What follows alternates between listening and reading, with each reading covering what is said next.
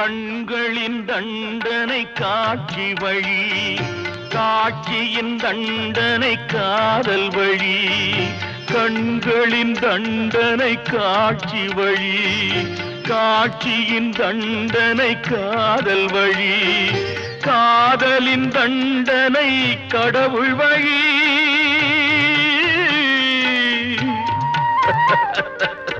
காதலின் தண்டனை கடவுள் வழி. கடவுளை தண்டிக்க என்ன வழி? இரண்டு மனம் வேண்டும், இறைவனிடம் கேட்பேன். நினைத்து வாழ ஒன்று, மறந்து வாழ ஒன்று.